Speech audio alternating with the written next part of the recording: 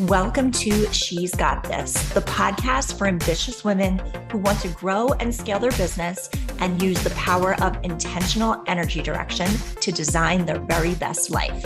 I'm your host, Christine Gallagher, award-winning business coach and mindset mentor to female entrepreneurs.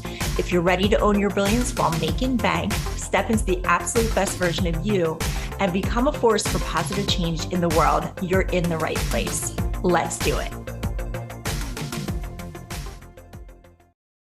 Hi, everyone. Welcome to the show. You're listening to She's Got This. I'm your host, Christine Gallagher, and I'm super excited you joined me today. Welcome. Let's talk about your self-concept and self-sabotage, and how this relates to business in addition to your life can actually be expressed in one sentence I first heard when I was a new entrepreneur. Having your own business will bring up all your stuff. And it's true, but it's also a huge opportunity.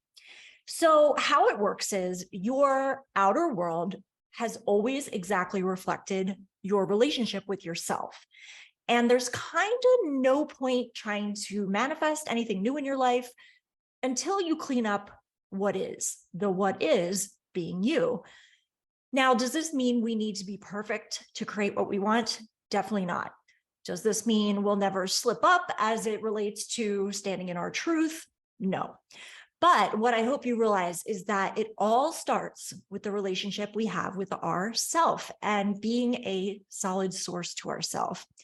So too many people are using wishes of a new life and superimposing on top of their current self-concept and beliefs. The problem is this does not work. You actually need to let go of your old self and surrender to the new self. Otherwise, the old you comes out and knocks you to the ground and kicks you while you're down. So when you're aware and you work on your self-concept, what you're really doing is lessening the resistance to manifestations so that you can allow them in. So the fact is, you have always been a creator, a master creator. You have always been a very powerful manifester of every part of your life and experience. And when you understand that you're the creator of your entire experience, you are empowered. You realize that life is actually not doing anything to you. Life is not playing with you or hurting you or taunting you. You're actually doing it all to yourself. And this is actually really good because it means we do have the power to change things. No one to change but self. So when we stop giving so much power to things out there or the universe, we can understand what shifting our consciousness is really about. It's about all of us realizing we are source. Now stick with me here. What's been hard to understand in our human experience, our logical experience, is how we've been manifesting results that we don't want, right? Undesirable results. These are actually the unconscious, unhealed parts in us that have been playing out in our life. But when we do the inner work on ourselves, we can actually find these parts and claim them and transform them. But of course, we can have all our boundaries in place, our foundations, our values in place, and then have to deal with another set of challenges that come from our sabotage self. So I believe we all have a sabotage self, and it's usually the part of us that when we're just about to break through, sneaks up on us and jumps on our back and stops our progress. So it's important to understand your sabotage self, what it is and how it operates, and also how to stop our very human tendency to self-sabotage. So self-sabotage may happen when we are just on the edge of stepping out of comfort zones and expanding, such as going to a new level in our business or trying to exercise and eat right, or starting a new hobby or training for something new, or when we meet a great potential partner and then we find ourselves not exactly putting our best foot forward. Ask me how I know about that.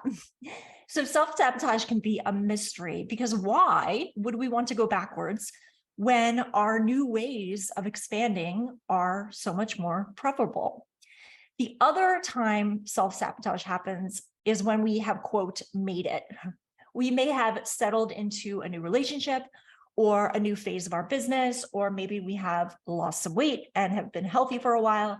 And then all of a sudden, we seem to fall back into our old patterns, or maybe even have a breakdown that tries to undo our new success and our new happiness. So here's the deal. Inside of you is your old personality. It's the part of you that very bravely got you this far on your journey of being you, being yourself. And our old personality, which actually represents our unhealed parts and insecurities and our patterns, can show up again if we haven't embraced and healed our disowned parts yet.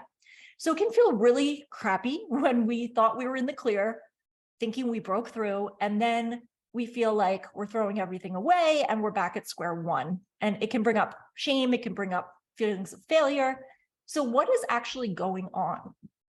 Personally, I believe at this time in the world that many parts of ourselves are ascending up. So ascending towards being more conscious, being more expanded is a step backwards into our old self.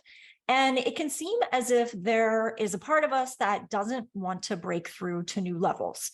But here's the thing, our sabotage self is ourself, and we can't leave that part behind, because if we do, it will continue to raise hell trying to get our attention. The only way to go forward into the kind of life that we really want to have is to meet these parts, heal these parts, and heal ourselves basically back to being whole. And yes, handling our sabotage self is our responsibility, no one else's.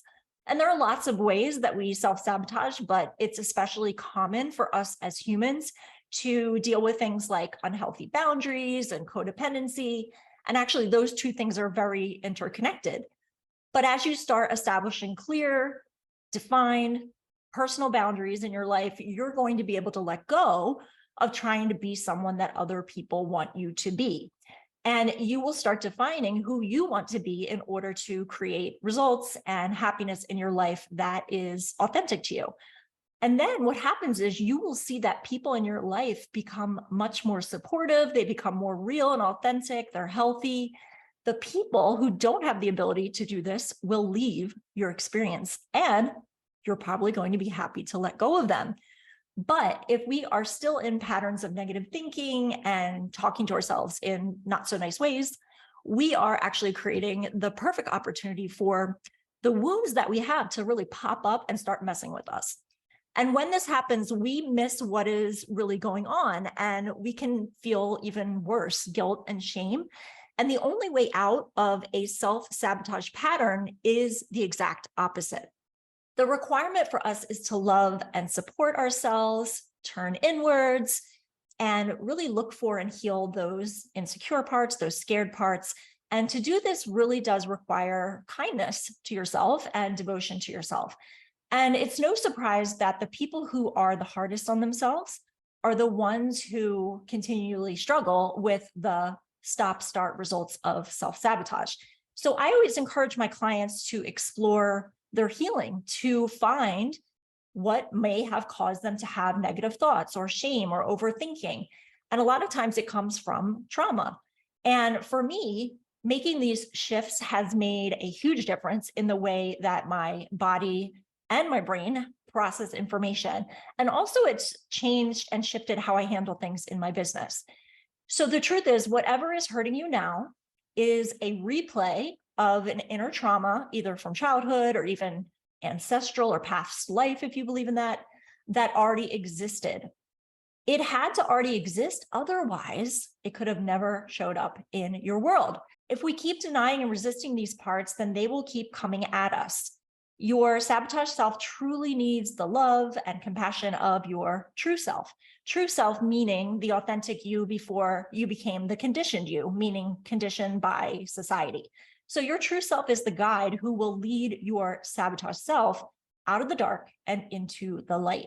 This starts first with compassion for ourselves. So turning inwards and then really freeing the part of ourselves that is disowned by sending it to the light and bringing in source to replace where it was. So that's how we take these parts and go back to being whole.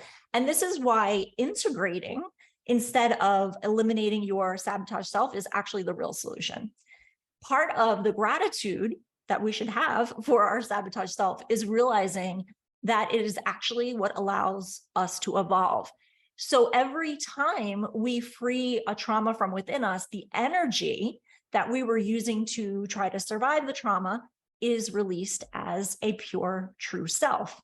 And the cool thing is, when you're solid around what you will and won't accept in your life, and the decisions you make come from your true self, what happens is you create an energetic resonance that is a direct match with what you want. And yes, if it sounds familiar, this is manifestation in a nutshell. To me, being a solid source to yourself has a lot to do with self-care, actually. So things like speaking lovingly to yourself, doing enjoyable and creative things for yourself, spending time in nature, getting enough sleep, exercise, spending time with spiritual people, inspirational people, and content, etc.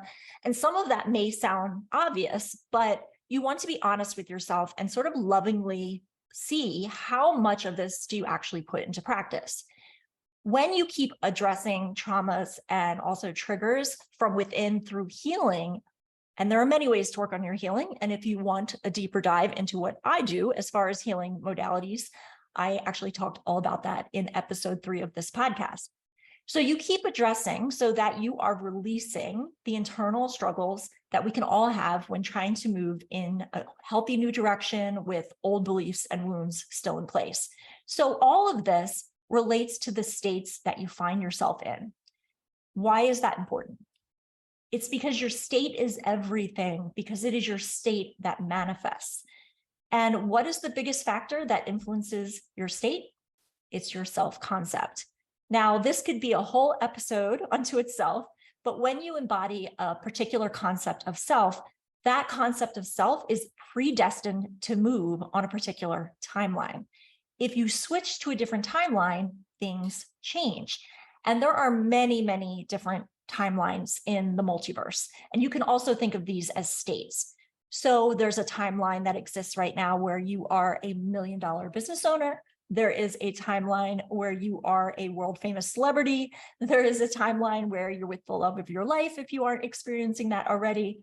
And yes, it can be hard to wrap your mind around it at first because this is a spiritual truth that we're talking about. And it doesn't really make sense with our linear understanding of time. But when you are connected with source, it does make sense. So whatever you wish now, know that there is a version of you which already experiences and has that. All possibilities exist, and we can simply tune into them whenever we want by saturating our subconscious mind. How do you do that? Things like visualization, affirmation, subliminals, scripting, etc. All you could ever desire is already here. It's already present, and it only waits to be matched by your beliefs. So you will actually have a different set of experiences every time you update your concept of self. So for me, having done inner work and continuing to heal, I have a core belief now. And that is, I always shift into my desired state quickly and easily and stay there. All my manifestations become fact. See, if you desire something, you don't attract it. You don't think about it. You actually assume the state. You change your state of consciousness to the consciousness of having or being what you want. So to think feelingly on any state actually impresses it on your subconscious. And if you dwell on what's difficult or what's in the way, the subconscious, because it is non-selective, accepts those feelings of difficulties and obstacles as a request from you and then creates them in your outer world. So when we say circumstances don't matter or the 3D doesn't matter, what we're saying is that circumstances do not need to control your state or how you feel. And when it comes down to it, manifesting is a game of mastering your emotions. So the work is within you. And the biggest benefit is not the manifestations themselves, but the confidence that amazing things are about to come, the cultivation of a positive mindset, no matter what's going on in your life. There lies the true joy of it all. Thanks so much for listening. If you enjoyed this episode, I would love it if you could leave me a review on iTunes or share it with someone else who would find it helpful. To stay connected with me, please visit shesgotclients.com and sign up for my email list at the bottom of the page. Or feel free to share this episode on your Instagram and tag me at Christine G, and I'll repost you. I would love to share this with as many people as possible. I love you. Until next time, keep shining your light.